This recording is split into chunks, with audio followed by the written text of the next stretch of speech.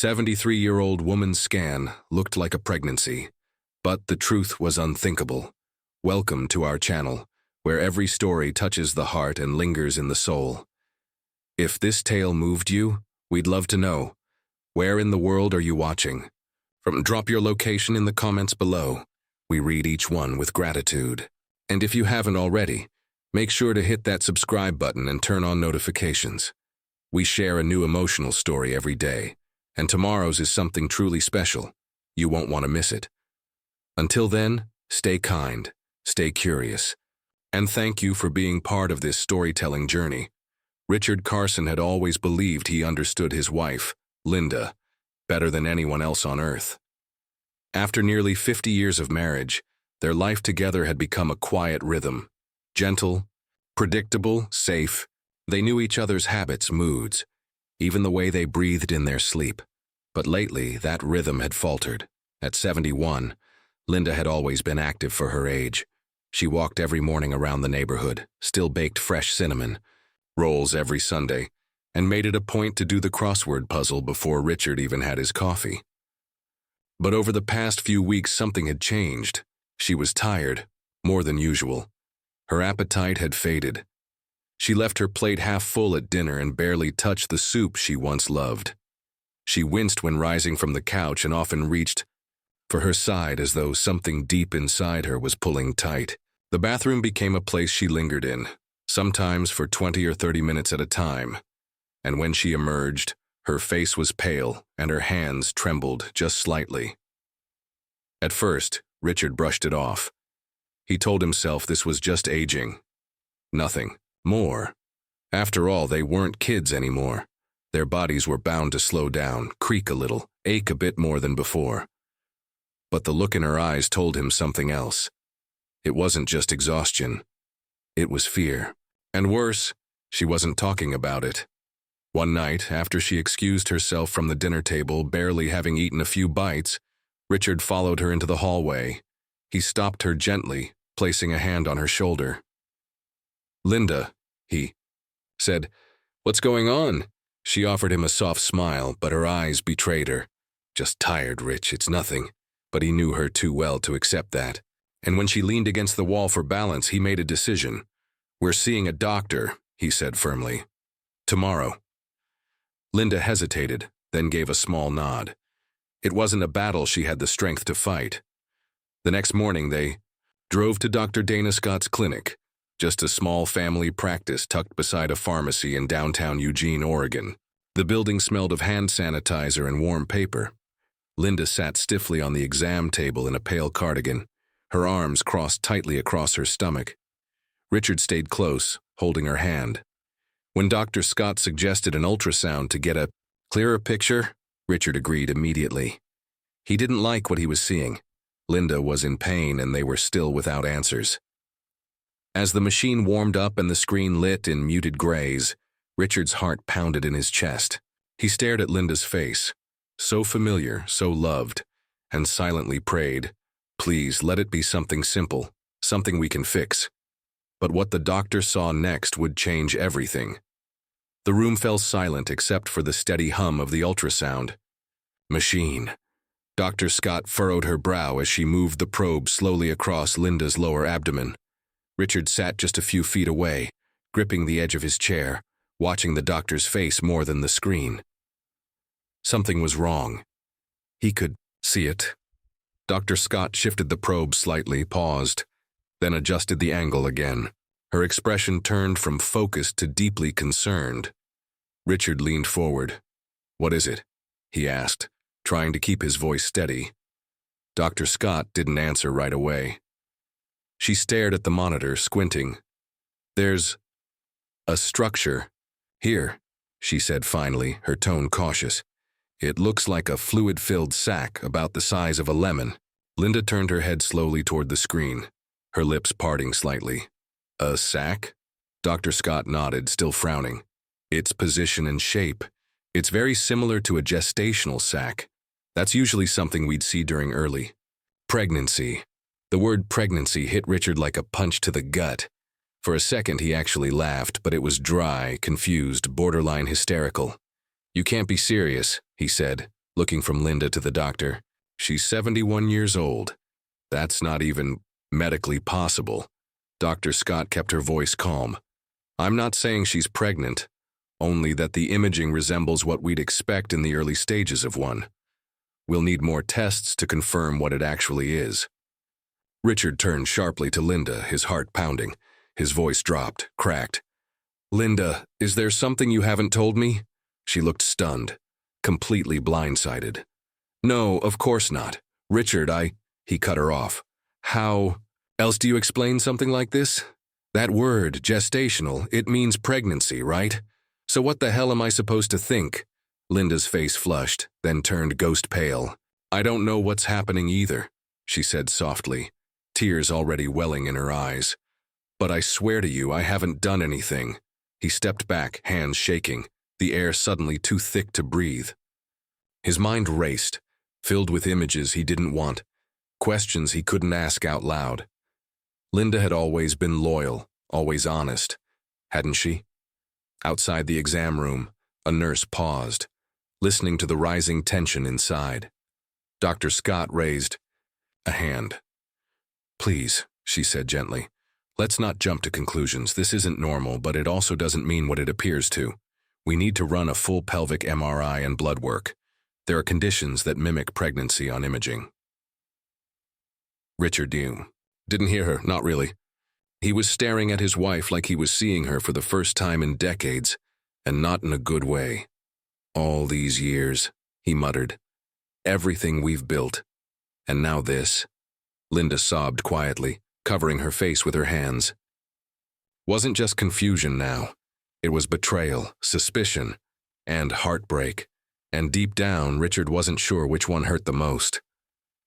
Richard stood frozen in the corner of the exam room, staring down at the pale tiles beneath his feet.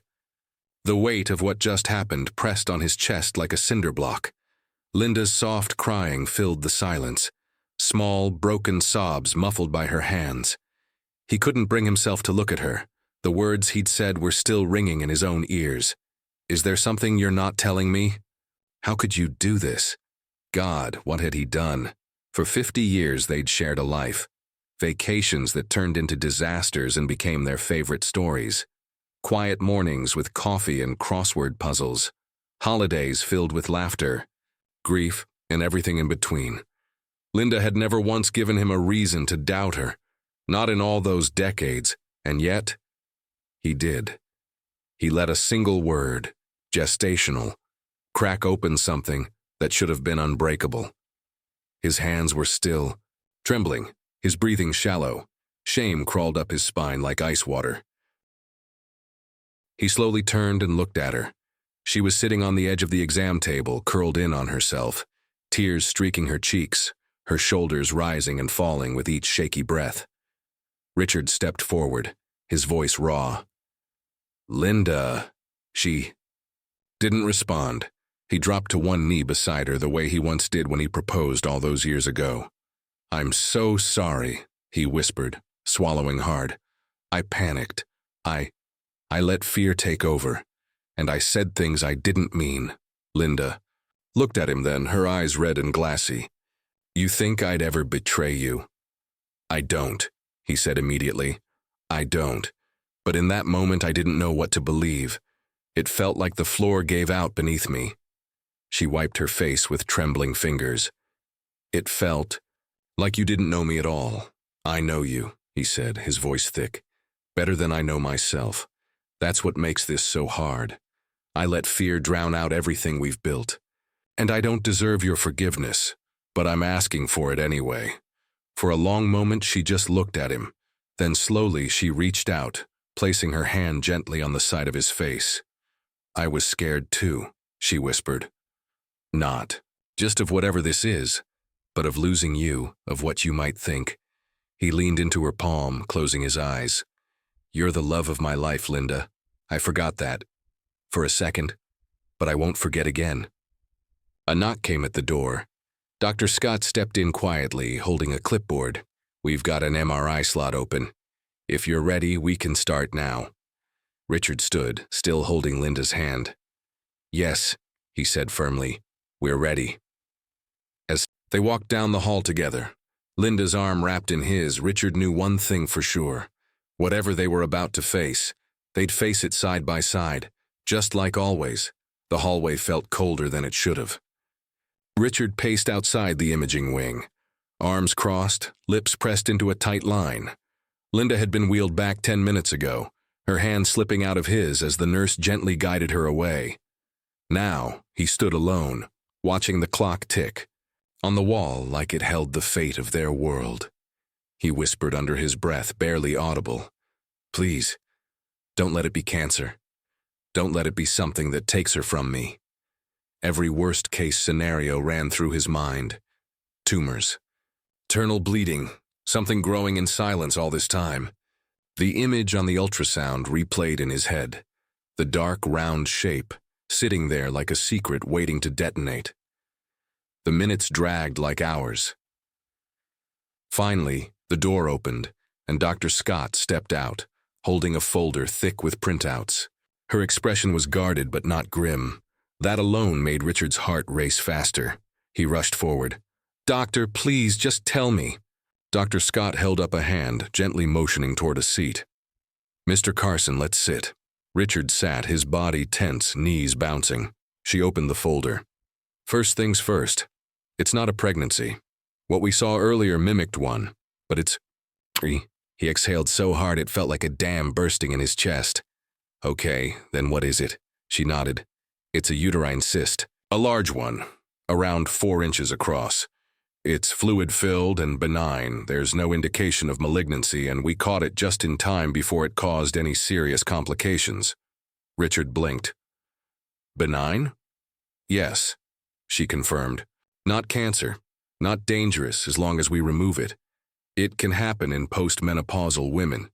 Rarely it grows silently until it's big enough to cause pain or mimic other conditions, like early pregnancy on an ultrasound." Richard covered his face with both hands, overcome. He didn't cry, but the relief was so intense his hands trembled. "She's going to be okay?" he asked, voice cracking. "With surgery, yes. She'll need a bit of recovery time, but she'll be back to herself." He stood, reaching for the doctor's hand. Thank you for giving me my wife back." When he entered Linda's recovery room, she was propped up on the bed, a blanket over her legs. She looked up with that same fragile smile he'd fallen in love with decades ago. "Good news?" she asked. Richard nodded, walking straight to her and taking her hand. "The best. It's a cyst. You're going to be okay." Her lips trembled. "Oh, thank God." He knelt by her side again, pressing a kiss to her knuckles. "I let fear take over today, but we're past that now. We're okay." Linda leaned forward and rested her forehead against his.